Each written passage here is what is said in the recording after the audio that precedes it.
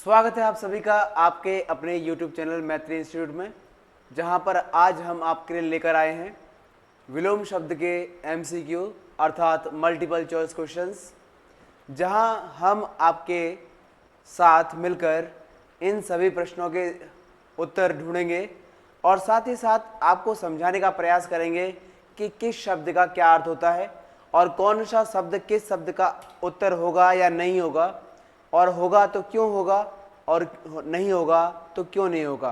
क्योंकि जब तक हमें इस क्यों का जवाब नहीं मिल जाता तब तक हम किसी भी प्रश्न को आसानी से सॉल्व नहीं कर सकते। और जैसा कि आप सभी को पता है कि किसी भी परीक्षा में सफल होने के लिए सबसे पहले हमारे MCQs अर्थात सही विकल्प सॉल्व होना अनिवार्य है। क्योंकि ये जो शब्द होते हैं, जो प्रश्न होते हैं, ये प्रश्न हमें कभी कभी समस्या में, दुविधा में डाल देते हैं और इसी कारण हमारे अंक बहुत कम रह जाते हैं। हम प्रश्नोत्तर तो लिख लेते हैं, किंतु कभी कभी हमारे जो छोटे छोटे शब्द हैं जिन पर हम ध्यान नहीं देते, अक्सर सोचते हैं कि ये शब्द तो हमारे बाएं हाथ का खेल है।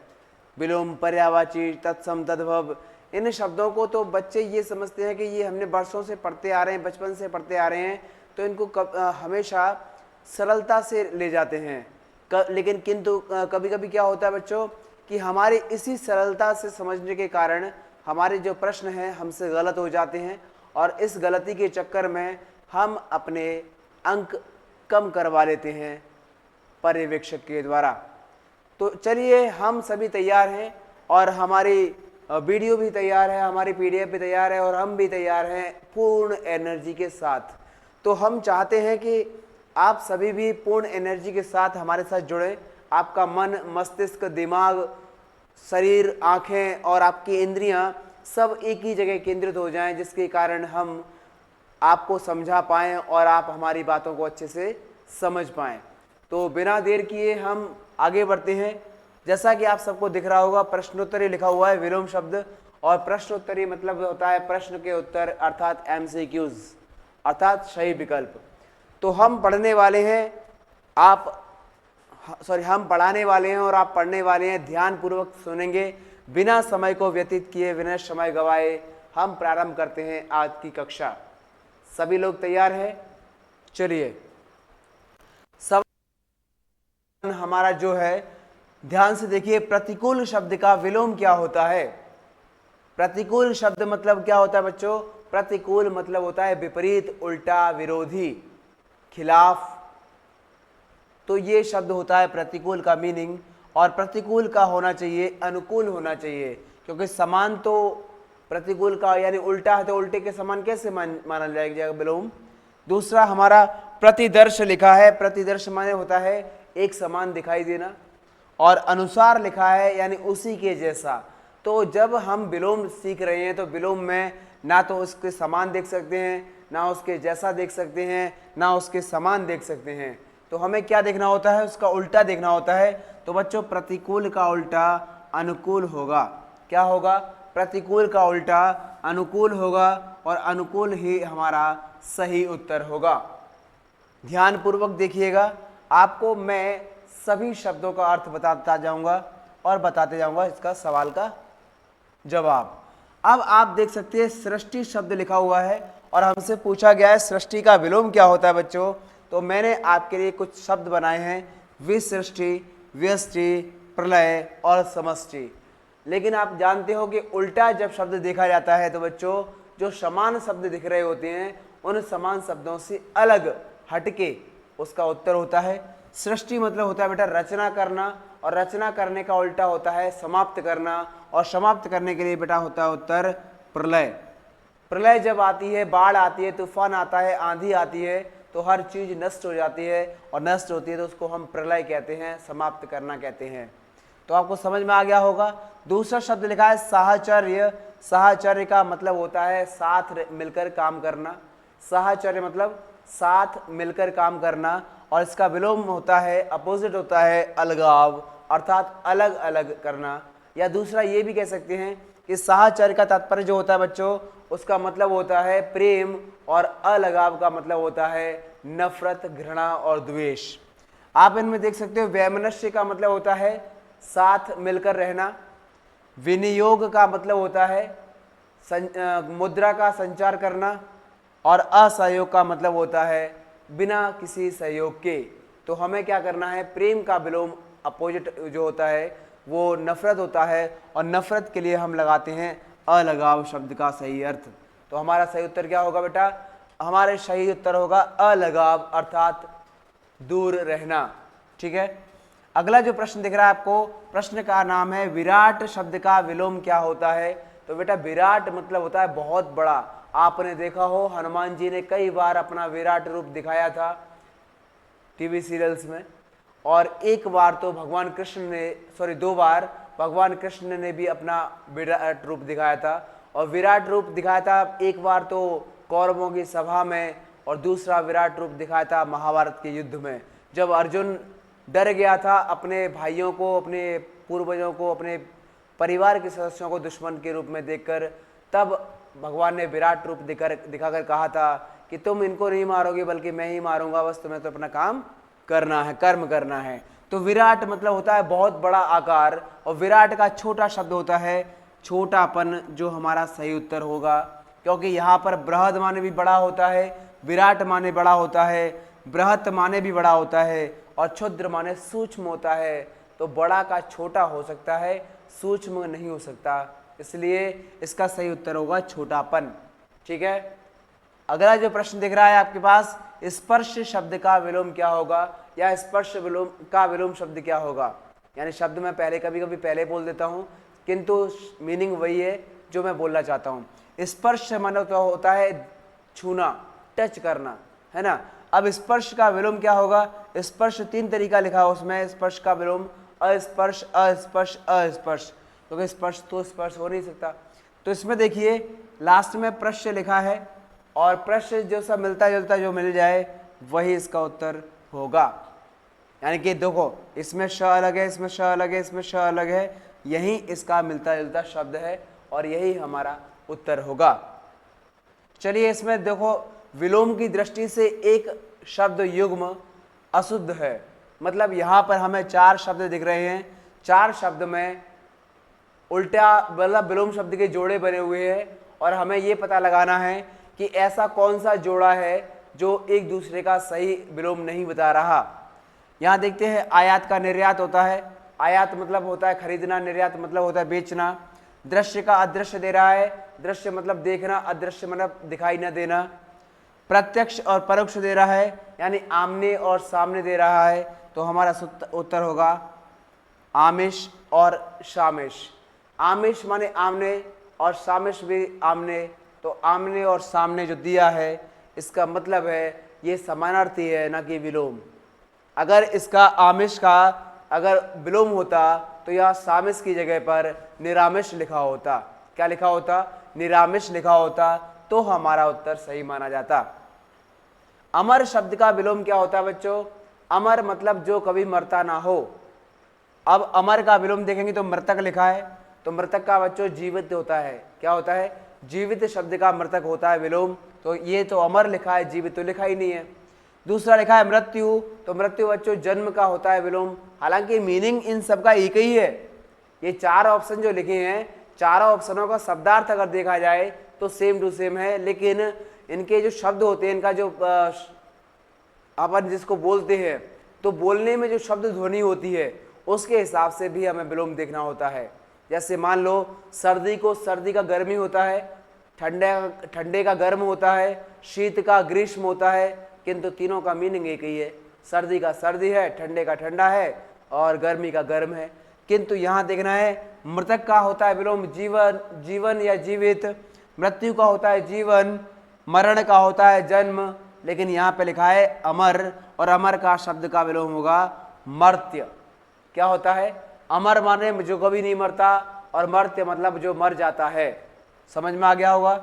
चलिए उक्त शब्द का विलोम क्या होता है, उक्त मतलब होता है बेटा ऐसा शब्द जिसको कहा गया हो। उक्त मतलब कहावत, तो उल्टा क्या होगा, उक्त का होता है अनुक्त।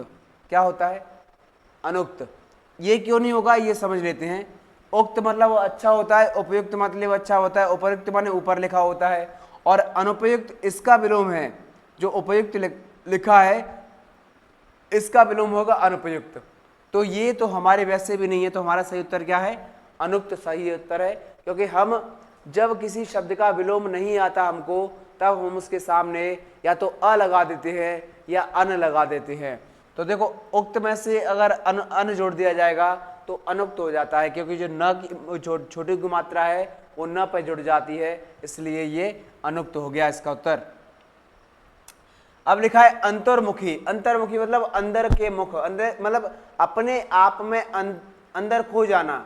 अपने आप में जब खो जाते हैं तो उसे अंतर्मुखी कहते हैं। और अंतर्मुखी का उसने पूछा है विलोम शब्द बताना है, तो अंतर्मुखी का मतलब होता है बेटा बहिर्मुखी, अर्थात जो बाहर से दिखाई देता है।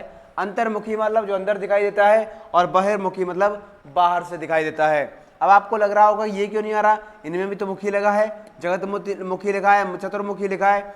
जगत मुखी का मतलब होता है जगत को देखने वाला, लेकिन ये जगत की बात तो कर ही नहीं रहा, ये तो अंदर आत्मा की बात कर रहा है। अंतर्मुखी मतलब आत्मा को देखने वाला। चतुर्मुखी मतलब चार मुखों वाला, चार मुखी तो बात ही नहीं चल रही थी। बाचाल मतलब बोलने वाला, ये तो गलत है।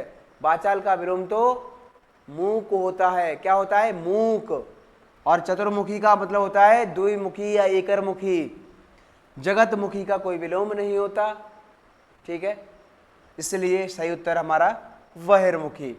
अब राजा शब्द का विलोम क्या होता है? राजा शब्द का विलोम क्या होता है? देखो बेटा, गरीब, दरिद्र, रंक और भिखारी, ये चारों शब्द एक ही, मतलब चारों शब्दों का अर्थ एक ही है, यानी ये सभी एक दूसरे के पर्यायवाची हैं। किंतु आपने देखा हो राजा के साथ हमेशा या तो रानी शब्द आता है विलोम में, या फिर आता है अपना रंक, क्योंकि गरीब, दरिद्र और भिखारी ये नहीं आ सकता। राजा रंक होता है, राजा रानी हो सकता है, लेकिन राजा का कभी गरीब, भिखारी, दरिद्र नहीं हो सकता। इसके बाद बच्चों लिखा है आकाश का शब्द, आकाश शब्द का विलोम। आकाश मतलब आसमान, आसमान का विलोम पाताल, तो आकाश का पाताल होगा। क्या होगा? आकाश का पाताल होगा, बीच वाला नहीं गिना जाएगा, धरती को नहीं गिनेंगे अपन, धरती, नागलोक, समुद्री कुछ नहीं आएगा, सीधा आकाश का विलोम पाताल होता है। सगुण शब्द का विलोम क्या होता है बच्चा? सगुण क्या होता है? सगुण मतलब जिसके पास सब कुछ, सारे गुण होते हैं, उसे सगुण कहते हैं। तो अवगुण नहीं हो सकता इसका, दुर्गुण भी नहीं हो सकता, क्योंकि अवगुण दुर्गुण एक दूसरे का पर्यायवाची है। अगुण कोई शब्द नहीं होता, गुण का अवगुण होता है, अगुण नहीं होता। तो हमारे पास बचता है निर्गुण, मतलब जिसके अंदर कोई भी गुण ना हो उसे निर्गुण कहते हैं, और जिसके पास सारे गुण हो उसे सगुण कहते हैं। अब आपको लग रहा हो अवगुण क्यों नहीं आया, तो बच्चों अवगुण आएगा गुण शब्द का विलोम। किसका? गुण शब्द का विलोम आएगा, तब लिखेंगे हम अवगुण। ठीक है, समझ में आ गया होगा, अच्छे से समझ में आ रहा होगा। अब लिखा है अपशकुन।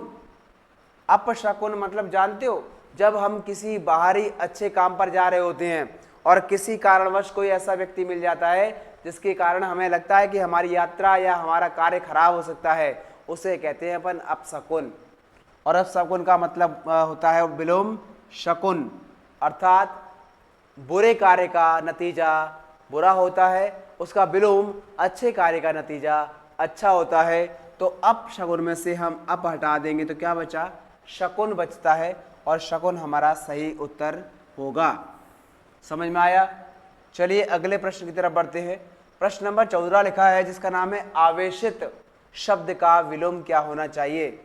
आवेशित, आवेश मतलब गुस्सा होता है, आवेश मतलब क्रोध भी होता है, और यहाँ कह रहा है आवेशित का मतलब क्या, सॉरी विलोम क्या होगा? तो बच्चों आवेशित में आप देख पा रहे हो कि 3-4 ऑप्शन दिए हैं, चारों ऑप्शन में से सही ऑप्शन उससे मिलता जुलता कौन सा है? वेशित इसमें मिल रहा है, वेशित इसमें मिल रहा है, अर्थात यही हमारा उत्तर है। क्योंकि पर्यायवाची समझना थोड़ा अलग बात है, लेकिन विलोम तो बहुत आसान होते हैं सभी के लिए। फिर भी कभी कभी बच्चे तुक्का मारते समय या मतलब अनुमान से आंसर को लगाते समय गलत कर देते हैं अपना उत्तर। अगर ध्यानपूर्वक देखा जाए तो उसका उत्तर उसके साथ ही मिल जाता है, उसके शब्द में ही उसका उत्तर छिपा रहता है, और हमें समझ में भी आ जाता है। ये अनावृष्टि, अनावृत और अनाश्रित लिखा है, ये इसके पर्यायवाची है, विलोम नहीं। हमें अनावृष्टि मतलब होता है जहाँ पर बारिश ना होती हो, अनावृत मतलब जिसका कोई सर्कल ना हो, जिसकी कोई मित्रता ना हो, और अनाश्रित जो किसी पर आश्रित या निर्भर ना हो, उसे हम क्या कहते हैं? अनाश्रित या अनावृष्टि कहते हैं। चलिए अगले प्रश्न की तरफ लिखा है अर्जन। अर्जन मतलब होता है कमाना। जो चीजें हम कमाते हैं उसे अर्जन करना कहते हैं, एकत्रित करना कहते हैं।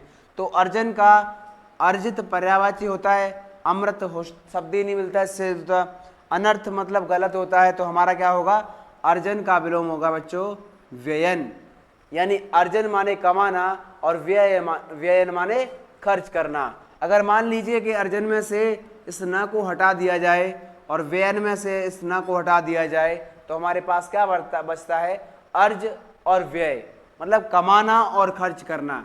तो अर्जन शब्द का विलोम क्या होगा बच्चों? अर्जन शब्द का विलोम व्ययन होगा। समझ में आ रहा होगा? मैं आपको समझा पा रहा हूं अच्छे से? अगर समझ में आ रहा है तो मुझे विश्वास है कि आपके द्वारा किया गया किसी भी प्रश्न का जवाब कभी भी गलत नहीं होगा, क्योंकि विश्वास होना अनिवार्य है, अंधविश्वास होना गलत है। अगला लिखा है कथित शब्द का विलोम क्या होता है? कथित शब्द क्या होता है? कथित माने कहा हुआ। कथित माने कहा हुआ, यानी कि किसी के द्वारा कोई बात कही जाती है उसे कहते हैं कथित। कभी कभी आपने कुछ मूवीज वगैरह में या किसी धार्मिक धारावाहिक में आपने सुना होगा कि कथित तौर पर उसने मुझ पर आरोप लगाया है। मतलब कथित तौर मतलब कैसा है कि अनावश्यक तरीके से उसने उस पर आरोप लगाया है, तो इसका कथित का होगा बेटा अकथित विलोम होगा, क्योंकि कथ्य अकथ्य ये कथनीय ये शब्द तो इसके पर्यायवाची है, विलोम नहीं। ठीक है, तो अकथित शब्द क्या होगा? विलोम। कथ्य शब्द का होता है अकथ्य विलोम, लेकिन कथनीय का होता है अकथनीय। तो शब्द मिलते जुलते होने चाहिए, क्योंकि अगर शब्द मिलते जुलते नहीं होंगे तो हमारा उत्तर भी गलत हो जाएगा। कभी कभी शब्द देखने में एक जैसे लगते हैं, पढ़ने में भी एक जैसे लगते हैं, अर्थ निकालो तो अर्थ भी एक जैसे निकलते हैं, किंतु हमेशा ध्यान रखना कि जिसके साथ जिस शब्द का पढ़ना उचित लगता है वही शब्द उसकी जोड़ी में आता है और वही उसका विलोम होगा। फिर लिखा है प्रच्छन्न शब्द का विलोम क्या होगा? तो देख सकते हो बेटा, प्रच्छन्न शब्द का मतलब होता है, क्या होता है? प्रच्छन्न शब्द का विलोम होता है सामने, और प्रतिपन्न का मतलब होता है पीछे। प्रच्छन्न मतलब सामने, प्रतिपन्न मतलब पीछे, तो सामने और पीछे ये शब्द इसका विलोम है। प्रत्यक्ष मतलब सामने होता है, प्रतिबद्ध मतलब सामने की लाइन में होता है, और गौण मतलब होता है छुपा हुआ। तो देखो सामने का पीछे हो सकता है, छुपा हुआ नहीं हो सकता, तो ये क्या हो गया? इसका विलोम प्रतिपन्न होगा। ठीक है, अगला देख सकते हो आप, लिखा है प्रभावी शब्द का विलोम क्या होता है? प्रभावी अर्थात प्रभाव दिखाने वाला, अर्थात जिसका असर ज्यादा होता हो उसे प्रभावी कहते हैं, और प्रभावी का विलोम अप्रभावी होगा, क्योंकि इसका ही मतलब होगा कि ये असर नहीं दिखा पा रहा। अप्रयुक्त, निष्प्रभावी और प्रभाव शून्य ये नहीं हो सकता। निष्प्रभावी मतलब, हालांकि यही है अभावी शब्द का ही वो है उत्तर, तो कभी कभी अप्रभावी शब्द की जगह पर अपन अगर निष्प्रभावी करके आते हैं तो ये भी सही उत्तर माना जाएगा, क्योंकि हमसे हो सकता है गलती से दोनों शब्द एक जैसे लिख गए हों, किंतु प्रभावी शब्द का मीनिंग हमेशा प्रभावी शब्द का विलोम निष्प्रभावी ही होगा, क्योंकि जिसका प्रभाव हो उसका प्रभाव न हो तो निष्प्रभावी अपना सही उत्तर है। लेकिन जब भी इस प्रश्न को पूछा जाएगा आपसे, तब इसमें दोनों शब्द एक साथ नहीं आएंगे। ठीक है, अगला जो प्रश्न है पाश्चात्य लिखा है। पाश्चात्य शब्द का विलोम क्या होता है बेटा? तो पाश्चात्य शब्द मतलब होता है पश्चिमी सभ्यता। जो विदेशी सभ्यता होती है उसे हमारी ऐतिहासिक भाषा में पाश्चात्य सभ्यता कहते हैं। और यहाँ पे परिष्कृत लिखा है, पारदर्शी लिखा है, पौरस्त्य लिखा है और पुलस्त्य लिखा है।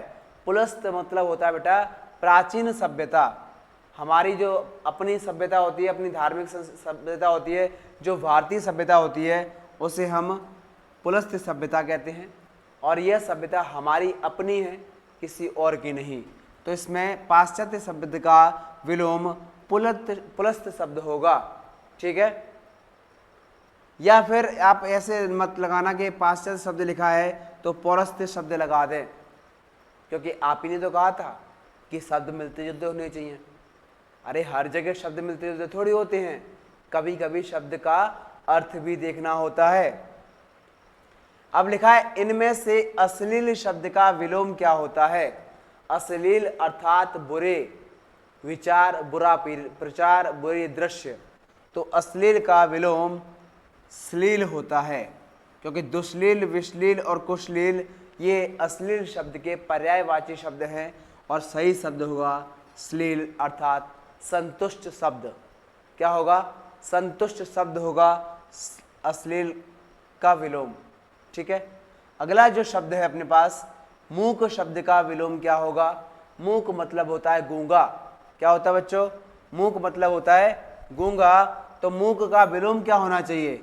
कम बोलने वाला, या अधिक बोलने वाला, या मीठा बोलने वाला, या कड़वा बोलने वाला।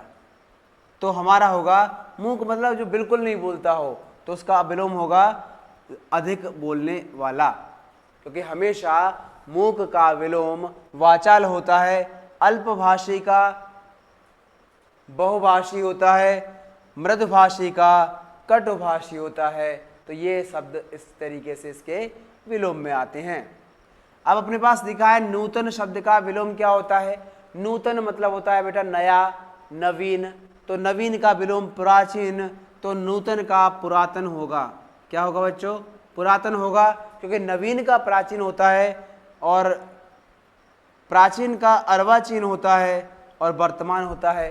लेकिन हमारे पास नूतन लिखा है, नूतन का विलोम पुरातन होगा। अपने पास अगला प्रश्न लिखा है तरुण शब्द का विलोम क्या होता है बच्चों। तरुण मतलब होता है छोटा, युवा, या फिर अपन कह सकते हैं बालक। तो बालक और युवा तरुण का ही पर्यायवाची है, लेकिन यहाँ पे पूछा जा रहा है विलोम, तो विलोम होगा बच्चों इसका वृद्ध। अबला स्त्री होती है, लेकिन तरुण पुरुष होता है। तरुण में मतलब छोटा जो बालक होता है, बच्चा होता है, लड़का होता है, वो तरुण कहलाता है। लड़की होती तो तरुणा कहलाती। क्या कहलाती? तरुणा कहलाती। तो तरुण किसका है? बालक का पर्यायवाची है, और बालक का विलोम वृद्ध होता है। अगला जो प्रश्न है हर्षो शब्द का विलोम क्या होगा। हर्षो आपने व्यंजन वर्णमाला पढ़ी होगी, स्वर व्यंजन। स्वर व्यंजन वर्णमाला में आपने स्वर में दीर्घ और ह्रस्व स्वर पढ़े होंगे। तो ह्रस्व मतलब छोटा और दीर्घ मतलब बड़ा होता है। विषाद मतलब जहर होता है, हास मतलब हंसी होता है, और अहित मतलब होता है बुरा। तो ये तो उसके पर्यायवाची हो ही नहीं सकते। समझ में आ गया? अगला क्या लिखा है बेटा, संपन्न शब्द का विलोम क्या होता है। संपन्न शब्द का विलोम होता है बच्चों, संपन्न का क्या होता है? विपन्न होता है। संपन्न मतलब सब कुछ हो जिसके पास, और विपन्न मतलब जिसके पास कुछ भी ना हो। निर्धन मतलब गरीब होता है। गरीब का मतलब कुछ ना कुछ तो थोड़ा बहुत तो होता है गरीब में, लेकिन विपन्न मतलब जिसके पास कुछ नहीं होता, ना घर, ना रहने का स्थान, ना ओढ़ने का स्थान, ना पहनने की चीजें, ना खाने के लिए कोई वस्तु, उसे कहते हैं विपन्न, अर्थात बहुत ही बुरी हालत वाला। और अस्थिर मतलब जो स्थिर ना रहो, तो ये तो उसका हो ही नहीं सकता। फिर क्या लिखा है, उपेक्षा शब्द का विलोम क्या होता है। बच्चों उपेक्षा शब्द का विलोम क्या होगा। उपेक्षा शब्द का विलोम अपेक्षा होता है। क्या होता है? अपेक्षा। उपेक्षा मतलब बुराई, और अपेक्षा मतलब उम्मीद। अनुपेक्षा, अपेक्षा और अनवेक्षा, तो ये क्या है? अनुपेक्षा अपेक्षा शब्द का ही विलोम है। उपेक्षा शब्द का विलोम क्या है? पर्यायवाची अनुपेक्षा है, और अपेक्षा का विलोम अनवेक्षा है। तो हमारे पास क्या बचा? अपेक्षा शब्द बचता है, और यही हमारा उत्तर है। अगला जो लिखा है आवृत शब्द का विलोम क्या होता है बच्चों। आवृत शब्द का विलोम अनावृत होता है। क्या होता है? अनावृत होता है, क्योंकि अनादृत का कुछ शब्द नहीं होता। अनादृत मतलब जो किसी योग्य ना हो।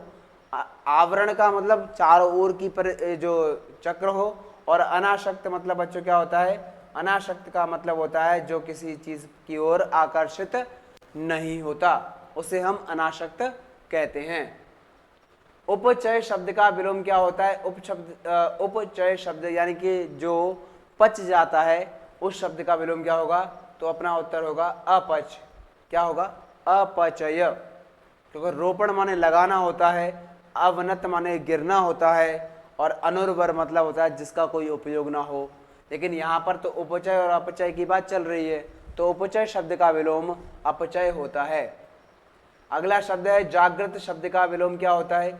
जागृत मतलब होता है जागते हुए, निद्रा मतलब होता है नींद, सुस्त माने आलसी, सुप्त माने सोया हुआ, और सुसुप्ति मतलब बिल्कुल खोया हुआ। तो यहाँ पर जागृत का होता है सुप्त, क्योंकि जागृत संस्कृत शब्द है और तो संस्कृत शब्द का उत्तर संस्कृत शब्द में ही आएगा, तो जागृत का उत्तर होगा बच्चों सुप्त। ठीक है, चलिए अगला लिखा है भ्रांत शब्द का विलोम क्या होगा? तो भ्रांत शब्द का विलोम बच्चों निर्भ्रांत होगा, क्योंकि मिलता जुलता शब्द तो यही है, दूसरा तो है ही नहीं। विश्रांत शब्द, विश्रांत मतलब विश्राम का अंत हो गया हो, दुखांत मतलब दुखों का अंत हो गया हो, शांत मतलब बिल्कुल शांत बैठा हो। लेकिन यहाँ तो भ्रांत है, भ्रमित होने वाली बात चल रही थी, तो भ्रांत का विलोम निर्भ्रांत हो जाएगा, यानी कि जो कभी भ्रमित न होता हो। प्रश्न नंबर 31 पे देखो, अथ शब्द का विलोम क्या होता है? तो अथ शब्द का विलोम होता है इति। अथ मतलब होता है शुरुआत और इति मतलब होता है समाप्त, तो अथ का विलोम इति होता है। ठीक है, क्या होता है बच्चों? अथ शब्द का विलोम इति होता है। ठीक है, तो इति हमारा सही उत्तर होगा। अगला प्रश्न 32, इसका नाम है अभिज्ञ शब्द का विलोम क्या होता है? अभिज्ञ मतलब जो सब कुछ जानता हो, तो उत्तर होगा अपना अनभिज्ञ, मतलब जो कुछ नहीं जानता हो। अभिज्ञ मतलब सब कुछ जानता हो, और अनभिज्ञ मतलब कुछ भी नहीं जानता हो, बल्कि आज्ञ ताज्ञ ये चतुर कोई शब्द नहीं है। चतुर मतलब होशियार होता है, आज्ञ मतलब आज्ञा मतलब आगे, और विज्ञ मतलब पीछे होता है, ताज्ञ मतलब कुछ नहीं होता। ठीक है, ये देखो ये शब्द अभी मैंने बोला था आपके सामने आ गया। आज्ञ शब्द का विलोम क्या होगा? तो आज्ञ शब्द का विलोम बेटा विज्ञ होगा। क्या होगा? विज्ञ होगा आज्ञ शब्द का विलोम। ठीक है, इसके बाद यज्ञ नहीं होगा, सर्वज्ञ नहीं होगा, अनज्ञ नहीं होगा, क्योंकि ये शब्द हमने केवल तुकबंदी के लिए बनाए थे, आपको कंफ्यूज करने के लिए। ठीक है, 34 जो प्रश्न है अपने पास, सार्थक शब्द का विलोम क्या होता है? सार्थक शब्द का विलोम क्या होता है बेटा?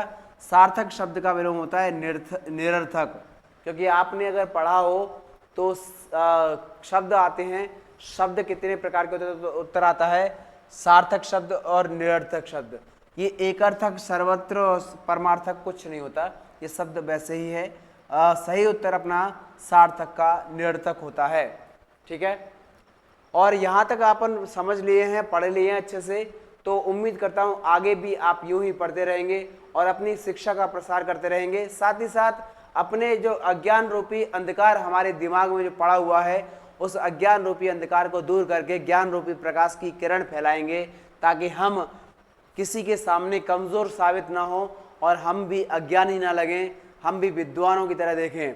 अगर आप सभी इस विचारधारा को अपने मन में धारित किए हुए बैठे हैं, तो आप जुड़िए हमारे मैत्री इंस्टीट्यूट से। अगर आपको किसी भी प्रकार की कोई भी जानकारी प्राप्त करनी हो, तो आपके स्क्रीन पर नंबर दिखाई दे रहा होगा, उस नंबर पर संपर्क करिए। आपको आपके प्रश्नों के सभी प्रश्नों के उत्तर दिए जाएंगे, साथ ही साथ आपकी प्रत्येक समस्या का समाधान भी किया जाएगा। 35 लिखा है बेटा, ज्ञान शब्द का विलोम क्या होता है? तो ज्ञान शब्द का विलोम होता है अज्ञान। क्या होता है? ज्ञान शब्द का विलोम अज्ञान होता है, क्योंकि ज्यादातर बच्चों इसमें विलोम में क्या होता है? विलोम में ज्यादातर सबसे ज्यादा अगर खास कर देखा जाए तो हमेशा जो शब्द होता है और उसका जो अंतिम वर्ण होता है, उसी वर्ण के आधार पर हमारा उत्तर मिलता जुलता रहता है। तो बच्चों आज की कक्षा में हम इतना ही पढ़ने वाले हैं, क्योंकि अगर हम अधिक से अधिक पढ़ने की कोशिश करते हैं तो हमारा जो वीडियोस होता है वो बड़ा होता है, और बड़ा वीडियो हमेशा बोरिंग होता है। कम कम शब्दों के माध्यम से जब हम पढ़ते हैं, मन लगाकर पढ़ते हैं, तो हमारे सभी प्रश्नों के जवाब हमें साथ ही साथ मिलते चले जाते हैं, जिसके कारण हमें किसी भी प्रकार की दुविधा, समस्या और परेशानी नहीं होती। इसलिए हम इसी कक्षा को यही विराम देते हैं। आज के लिए बस इतना ही। शुक्रिया, धन्यवाद, शुभ रात्रि।